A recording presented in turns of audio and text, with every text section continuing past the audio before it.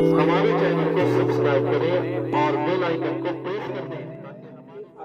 کہ وہاں جائیں گے کون سا شاعر اچھل اچھل کر پڑھ رہا تھا اور کس پہ مزہ آ رہا تھا، اور کل گفتگو کریں گے کہ فلاں صاحب آئے تھے یار ان کی تقریر سن کر مزہ آ گیا۔ اللہ کے بندے، کیا انہوں نے شہد کچھ چڑھایا تھا؟ مزہ نہیں۔ اگر تمہارے دل کے اندر اگر کسک محسوس نہیں ہوئی نا، اگر تمہارے دل تمہارے قلب میں اندر سے ایک بے چینی محسوس نہیں ہوئی خطاب سننے کے بعد، تو سمجھ لو کہ نہ میری گفتگو کا اثر تمہارے اوپر ہے، نہ ہمارے کلام کا اثر تمہارے اوپر ہو رہا ہے، اور نہ تمہارے اس محفل میں بیٹھنے کا کوئی فائدہ ہو رہا ہے۔ اللہ کی رحمت یقیناً ان بزم پہ برس رہی ہے، لیکن بندہ اپنے کاٹ کے، کسی شاعر نے بڑی خوبصورت بات کہی تھی، کاٹ کے اپنے ہاتھوں سے سارے پیڑوں، کاٹ کے اپنے ہاتھوں سے سارے پیڑوں۔ عجیب شخص ہے، سایہ تلاش کرتا ہے۔ اللہ کے بندے، اگر گرمی میں سائے کی ضرورت ہوتی ہے اور اگر گرمی میں سایہ دار سایہ ہمیں چاہیے، تو ضروری یہ ہے کہ ہم اور موسم میں ہی صحیح پیڑوں کی حفاظت کریں، ورنہ آپ اور موسم میں پیڑ کو کاٹو۔ آج اتنے پیڑ نظر آ رہے ہیں، آپ اسے کاٹ دو،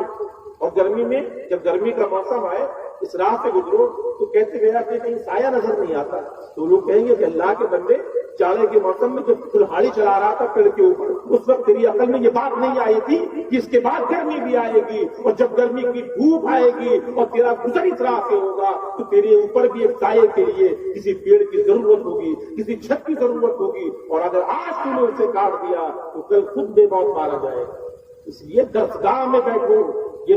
درسگاہ ہے، تیرا میں قدا نہیں ساتھی، یہ میں خانہ نہیں ہے، یہ میں قدا نہیں ہے، یہ درسگاہ ہے، تیرا میں قدا نہیں ساتھی۔ یہاں کی خاک سے انسان بنائے گا، یہاں کی خاک سے انسان بنائے گا۔ اس لیے ان بزموں میں جب بھی آئیں تو یہ نیت لے کر گھر سے آئیں کہ نبی کی بزم میں جا رہے ہیں، نبی کا طریقہ سیکھنے جا رہے ہیں، نبی کی سنت معلوم کرنے جا رہے ہیں، نبی اور دین کی زندگی جینے کا طریقہ اور طریقہ کیا بتایا ہے نبی نے، اسے سیکھنے جا رہے ہیں۔ جب یہ جذبہ لے کر آؤ گے، نبی نے بڑی خوبصورت حدیث پاک میں عرض کر دوں، اللہ کے نبی فرماتے ہیں انما الاعمال بالنیات، عمل کا مدار نیت پر ہے۔ توجہ، عمل، اور یہ حدیث پاک کو بڑی وسعت ہے، اتنی وسعت ہے، اتنی وسعت ہے کہ اگر بندہ اس چیز کو مکمل طور پہ ٹھنڈے دماغ سے تنہائی میں اگر اس پہ سوچے، اس حدیث کے اوپر نبی فرماتے کہ عمل کا مدار نہیں ہے، تو بہت سارے مسائل انسان کے حل ہوتے ہیں۔ آپ مدار نیت پہ ہے، یہ کوئی ہم اور آپ نہیں، کسی ملا جی نے نہیں بتایا، کسی مقرر اور خطیب نے نہیں، نبی فرما رہے ہیں، جس کی زندگی ہمارے لیے بہترین نمونہ ہے، یہ رب فرما رہا ہے، یہ کوئی اور نہیں فرما رہا۔ اللہ کے نبی فرماتے ہیں، اور کیا فرماتے ہیں آقا فرماتے ہیں انما الاعمال بالنیات، عمل کا مدار نیت پر ہے۔ اب تم اپنا محاسبہ کر لو، میں تو جانتا نہیں نا، میں نہیں جانتا کہ آپ کے دل میں کون سی تکلیف، میں نہیں جانتا آپ اس وقت بیٹھے کیا سوچ رہے ہو، میں نہیں جانتا کہ آپ کون سی نیت لے کر آئے ہو، میں نہیں جانتا کہ آپ کس ارادے سے یہاں بیٹھے ہوئے ہو، مجھے خبر نہیں، لیکن یاد رکھو وہ رب کائنات، وہ مالک السماوات والارض ہے،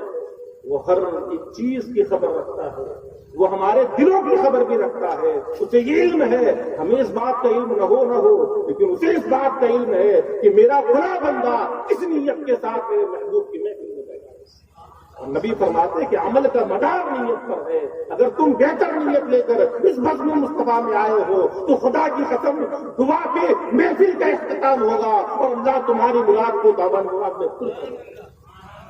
اللہ کو فرما دے گا۔ جیسی نیت لے کر آئے ہو وہی لے کر جاؤ گے۔ بعض لوگ شیرنی کے لیے آتے ہیں، بعض لوگ پٹی مینٹین کرنے کے لیے آتے ہیں، بعض لوگ محلے داری اگانے کے لیے آتے ہیں، بعض لوگ ذہنی اسکیم کی خاطر آتے ہیں۔ تو جو جس خاطر آتا ہے، اللہ تو بڑا کریم ہے نا، اللہ بڑا کریم ہے، بڑا کریم ہے، اتنا کریم ہے، اتنا رحیم ہے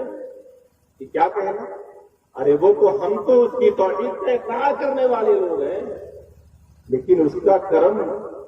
اس کی عطا کا حال یہ، اس لیے کہتے ہیں نا خدا رحمان ہے، اللہ رحمان ہے، اللہ رحیم ہے۔ اس کا حال تو یہ ہے کہ وہ جب اس کی رحمت نکلتی ہے نا اس میں اتنا فلو، اتنا پریشر، اتنی تیزی ہے کہ وہ جہاں مومنوں کو رزق دیتا ہے وہیں کافر و مشرکین کو بھی رزق دیتا ہے، جہاں وہ اپنوں کو دیتا ہے وہاں وہ بیگانوں کو بھی دیتا ہے نا، دیتا ہی نہیں دیتا ہے، جہاں وہ ہمیں دیتا ہے اسے بھی دیتا ہے، وہی رب۔ لیکن یاد رکھو رحمان سے جو رحمت نکلتی ہے، میں اس بات کو تھوڑا سا واضح کر دیتا ہوں، اللہ نے یہی وجہ ہے کہ اللہ نے اپنے محبوب بندوں کی نسبت جو اپنے طرف کے، اللہ کے بہت سارے نام، صفاتی نام اللہ کے بہت سارے، 99 نام، یہ بہت سارے نام اللہ کے، لیکن اللہ نے جو اپنے محبوب بندوں کی جو نسبت کی اپنے طرف، وہ صفت رحمان کے ساتھ کی، عباد الرحمان، رحمان کے ساتھ کرنے کی وجہ کیا تھی؟ وجہ ہے نا کچھ، کوئی نہ کوئی وجہ تو نہیں ہے۔ یہ رحمان ہے کیا؟ یہ رحمان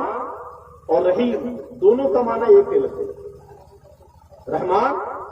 رحیم، بسم اللہ الرحمن الرحیم، رحمان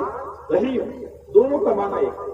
لگ بھگ اردو میں ہم نے ترجمہ کرتے ہیں تو معنی ایک ہی نظر آتا ہے، لیکن اگر عربی گرامر سے اس کو دیکھیں، اس پہ نظر رکھیں تو ایک بڑا مضبوط اور بڑا فرق نظر آتا ہے۔ بیزاوی میں یہ عبارت نقل ہے، وقال رحمان الدنیا ورحیم الآخرہ، کہ اللہ دنیا میں رحمان ہے اور آخرت میں رحیم ہے، اللہ دنیا میں رحمان ہے اور آخرت میں رحیم ہے، اور یہی وجہ ہے کہ جو دنیا میں رحمان ہے وہ اس لیے کہ اس کی صفت رحمان سے جو رحمت نکلتی ہے اس میں اتنا پریشر ہے، اتنا بلبلہ ہے، اتنا جوش ہے کہ اس رحمت میں کیا خاص مومن ہو، کافر ہو، اپنا ہو، پرایا ہو، جو بھی آتا ہے وہ اس سے بہ دیا جاتا ہے۔ ورنہ اللہ جو اس کی وحدانیت کا انکار کرتا ہے اس کو رزق دیتا ہے تو اس لیے دیتا ہے کہ وہ رحمان ہے، وہ اس لیے جلاتا ہے کہ رحمان ہے، اور رحیم